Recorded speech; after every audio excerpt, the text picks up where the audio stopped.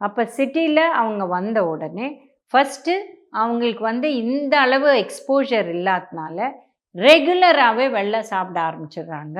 இந்த pizza, burger, French fry இந்த மாதிரி விஷயம்லாம். ஸோ இதை சாப்பிட்டு ஒரு வருஷத்துலேயே 10 கிலோ 12 கிலோ போடுறவங்க இருக்காங்க. இது தவிர்க்கிறதுக்கு நம்ம உணவை வீட்டில் செய்யணும். ஆக்சுவல் உணவு நீங்கள் காயெல்லாம் கட் பண்ணி ரெடியாக வச்சுட்டிங்கன்னா 40 மினிட்ஸ்க்குள்ளே ஈஸியாக ஒரு சாம்பார், ரசம், காய், ரைஸு எல்லாமே நம்மளால் பண்ண முடியும். ஸோ நம்மளுக்கு அந்த ப்ரையாரிட்டி வச்சோன்னா தாராளமாக பண்ணலாம்.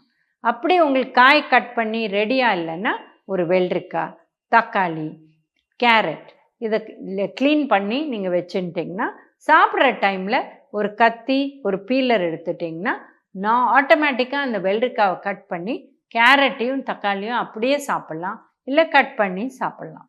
ஸோ இந்த மாதிரி கூட நம்ம வாரத்தில் 1 நாள் 2 நாள் ஒரு அட்ஜஸ்ட் பண்ணிக்கலாம். ஏன்னா காய்ங்கிறத கட் பண்ணி சமைக்க முடியலன்னா இந்த மாதிரி கூட செய்யலாம்.